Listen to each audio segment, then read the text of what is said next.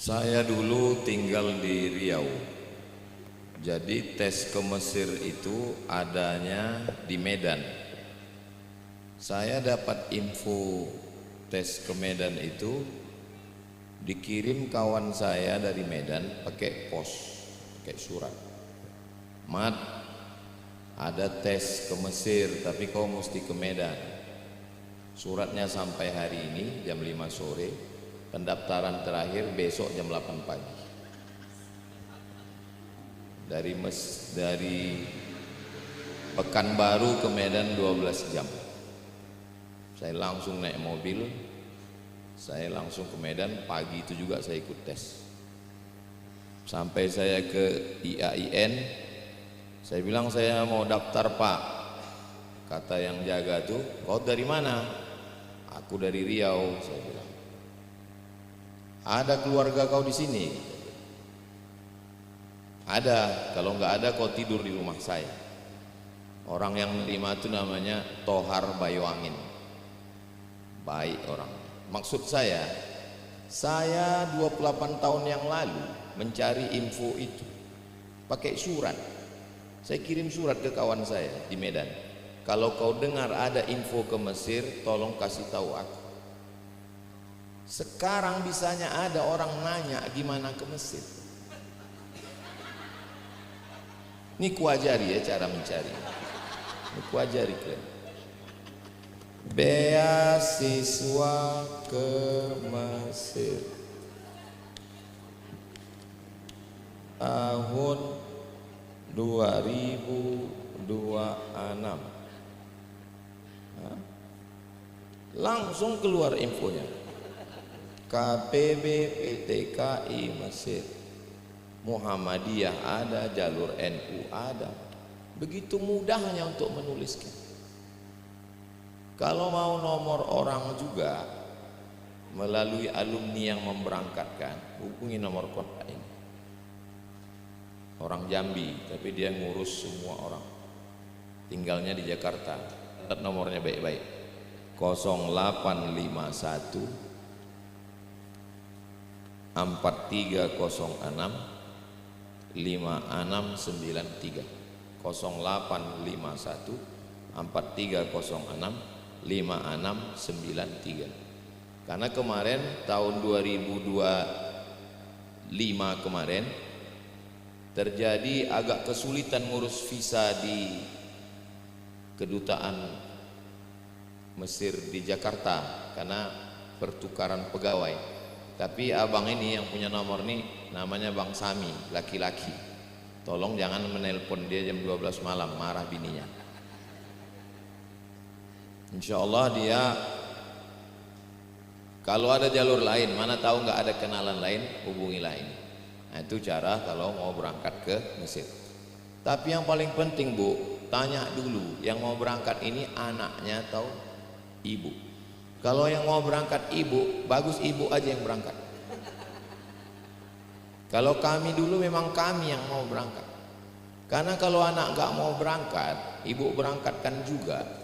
Ke sana dia tidak belajar. Buang-buang waktu aja.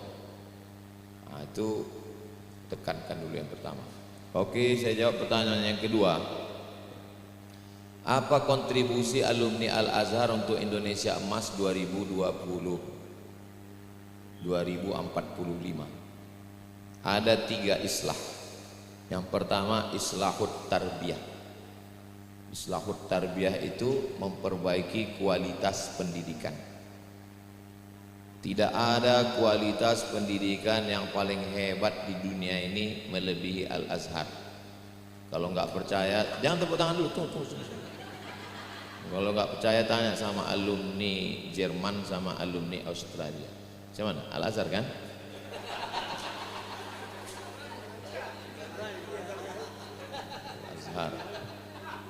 Al-Azhar itu menguasai teks, menganalisa teks, menghafal teks.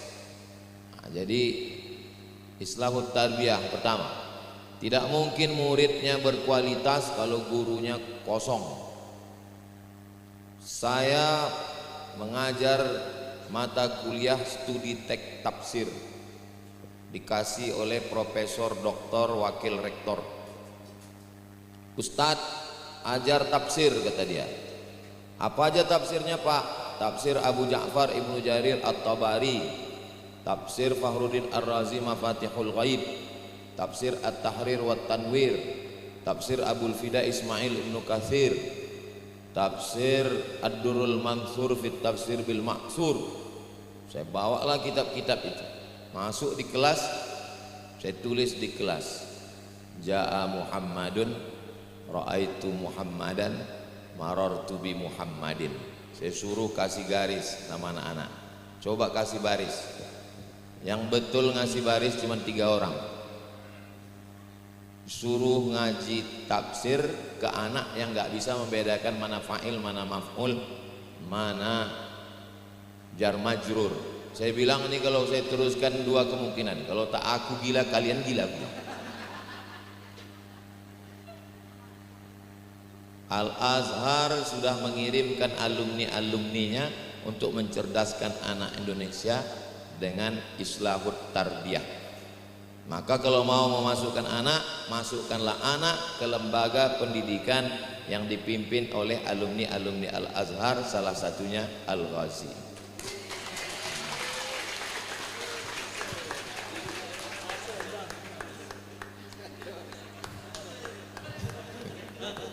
Yang kedua, islahul siasah.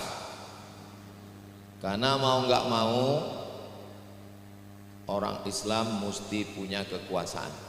Berapa APBD yang dipotong untuk bayar listrik yang di samping jalan itu ditentukan oleh siasah.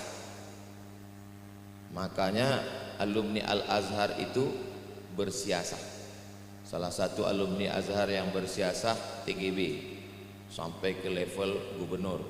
Tapi yang paling tinggi adalah Kiai Haji Abdurrahman Wahid sampai jadi presiden buat partai. Alumni Al-Azhar bisa masuk ke berbagai macam partai. Kalau dia setiap baca ayat innallaha ya'murukum an tazbahu baqarah, PDIP.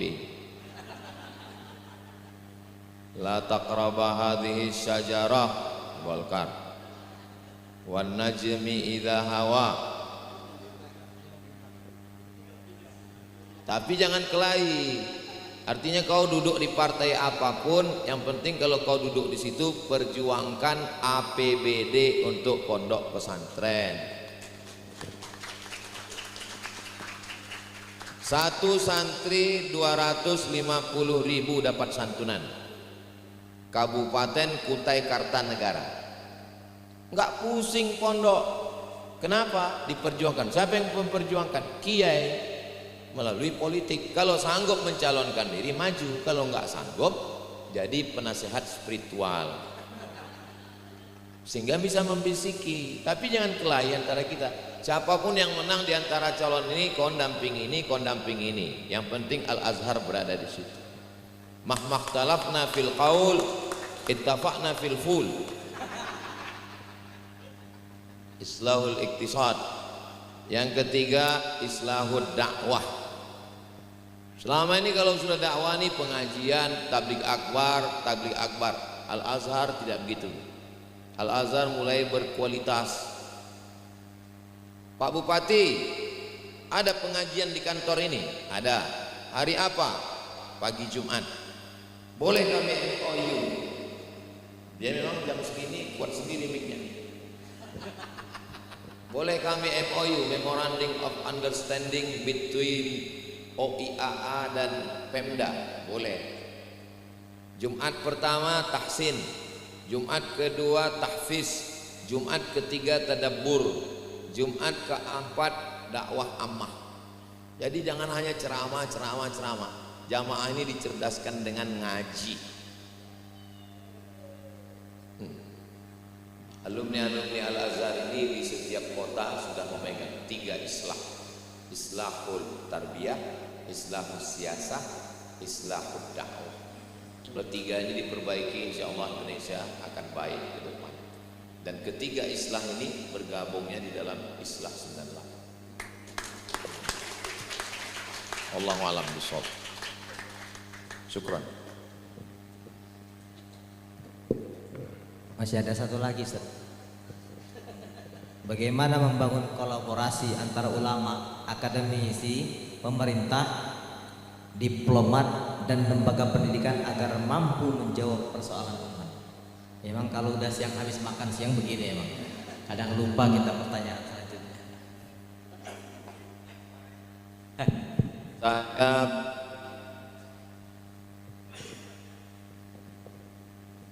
Kalau tuan beli melati, jangan ditusukkan ke sayur kubis. Kalau mik sudah mati-mati, tanda waktu sudah habis.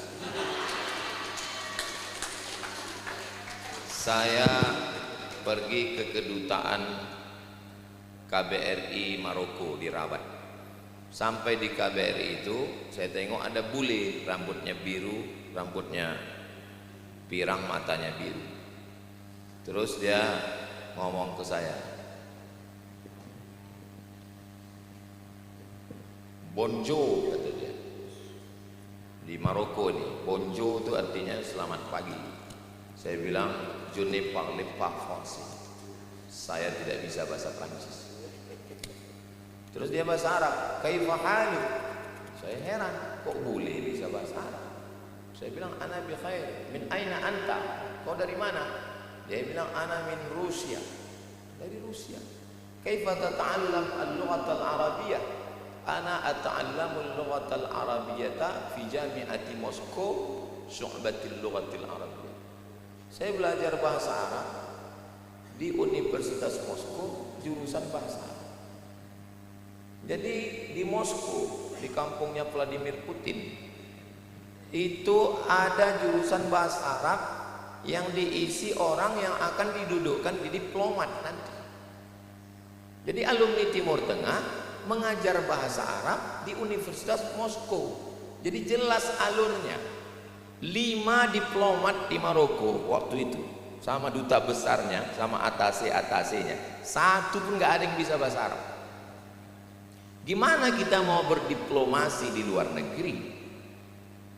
Kenapa Indonesia ini merdeka? Bung Karno itu semua bahasa dia bisa.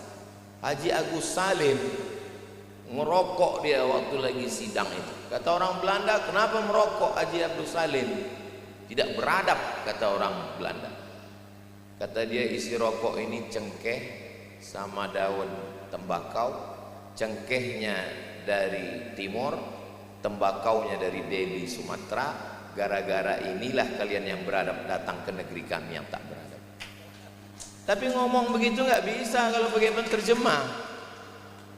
Jadi harus ada sinkron antara hulu ke hilir. Anak yang masuk ini anak yang paling cerdas.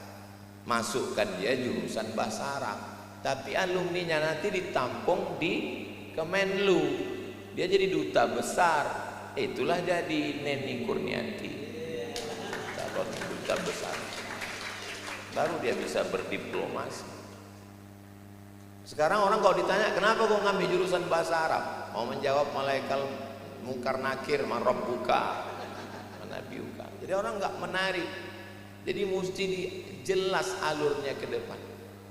Siapa yang memperjuangkannya ini di parlemen? Itulah orang-orang politik tadi. Duduk dia parle ngomong, parlemen, orang yang ngomong di parlemen itu. Dia memperjuangkan itu.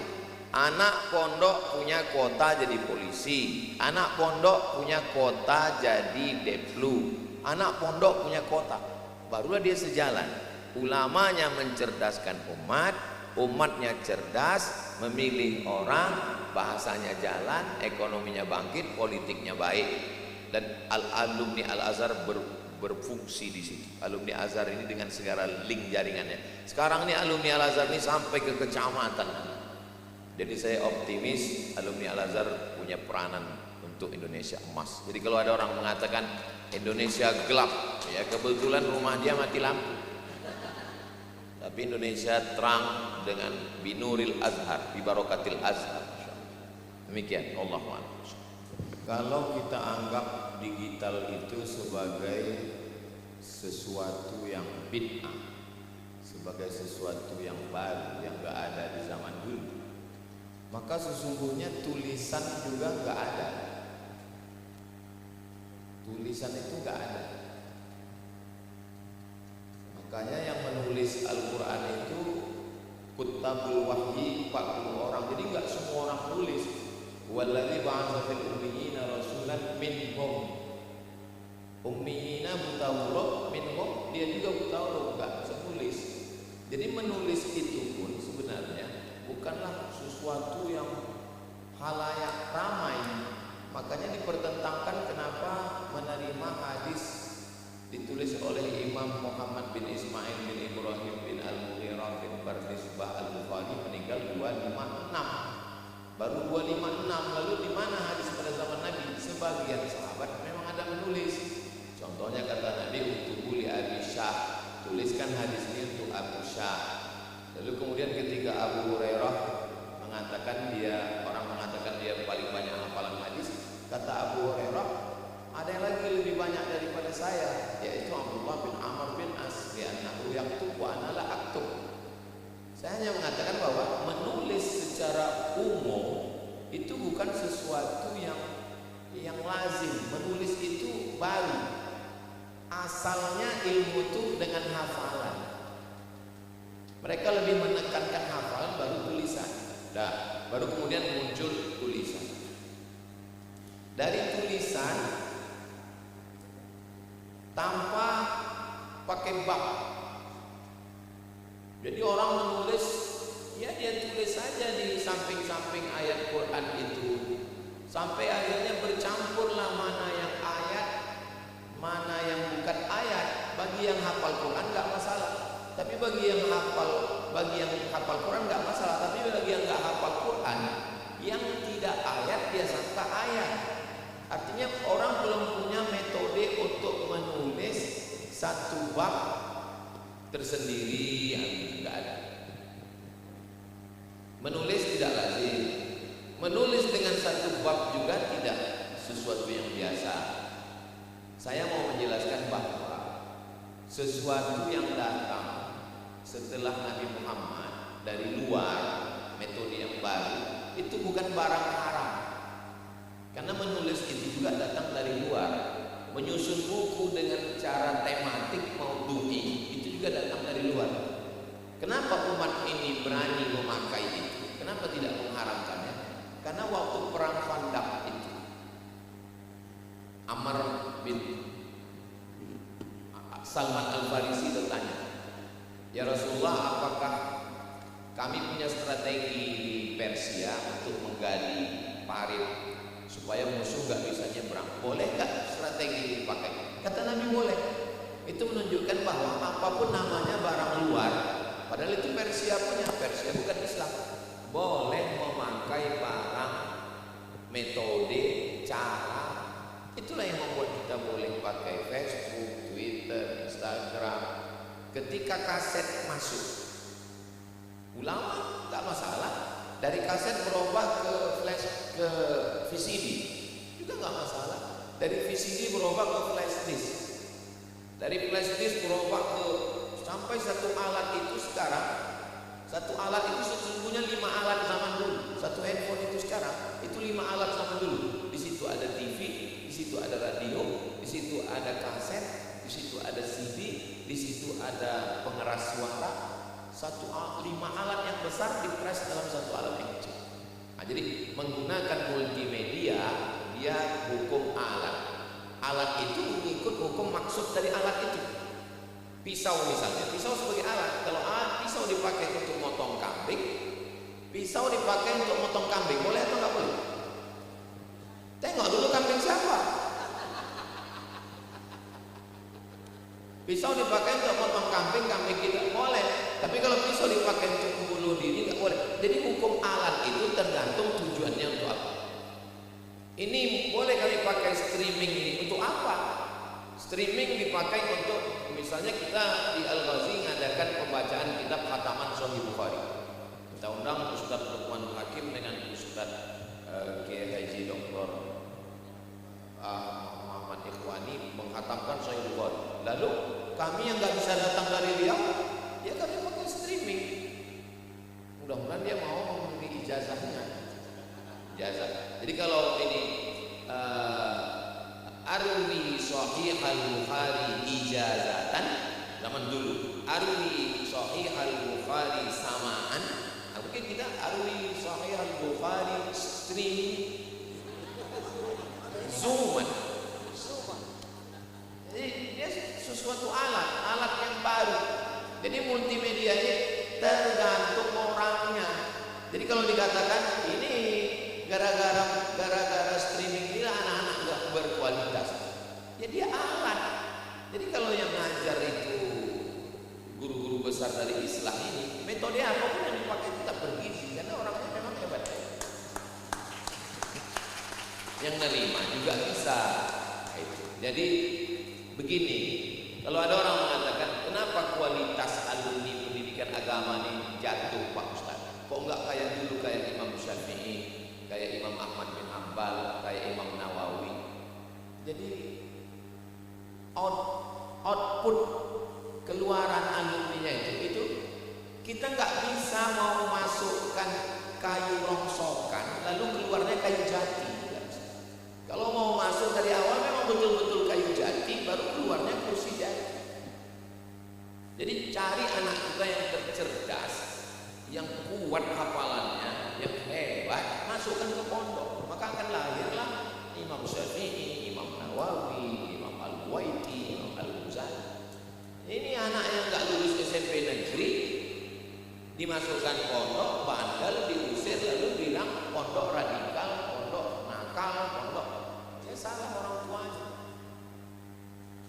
Bahasa Inggris itu, Ustadz Riza, bahasa Inggris berapa banyaklah kata bahasa Inggris itu bisa berubah? Enggak, satu kata lah berubah, satu kata. Go itu berapa lah berubah? Go, gas, going, when, gone. 5 kan? Tak. Jadi anak yang nggak lulus di SMP berarti nggak bisa 5. Padahal kalau dia di pondok,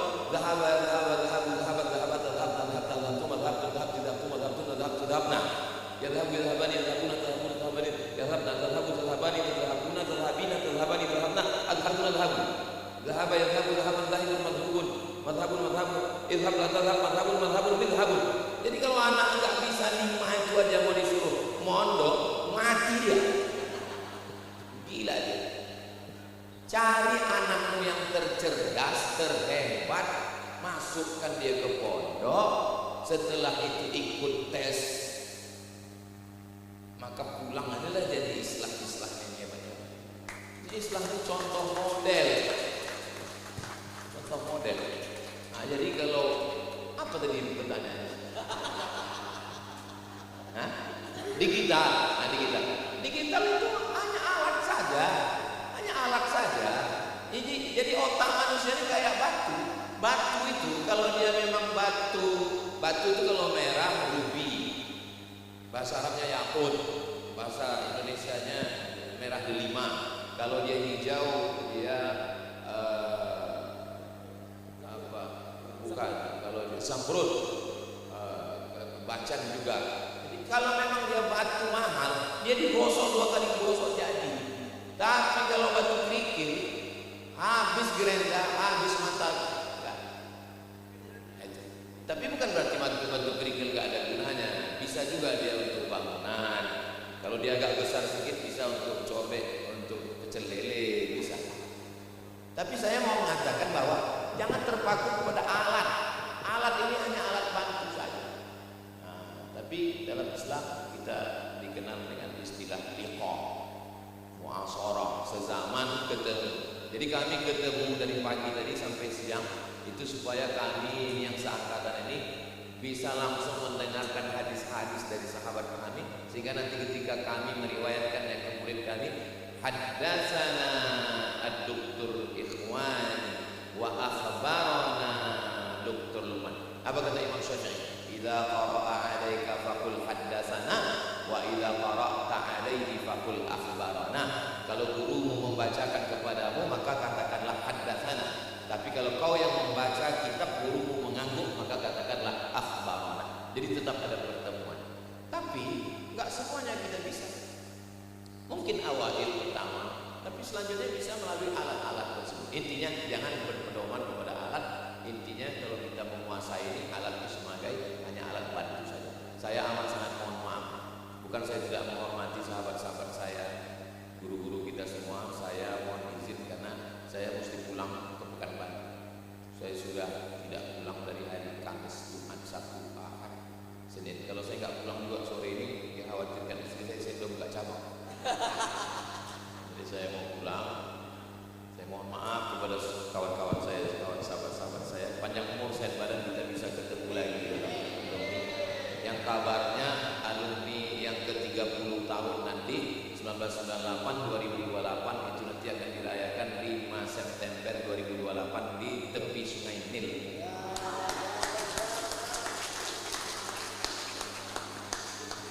Saya mohon izin, saya mohon, tapi nanti saya tetap mengikuti dari jauh, tetap dapat kabar tanpa mengurangi rasa takzim saya. Akhirnya saya tutup dengan pantun penutup, menangkap puyuh di Bukit Selasih. Thank you dan terima kasih.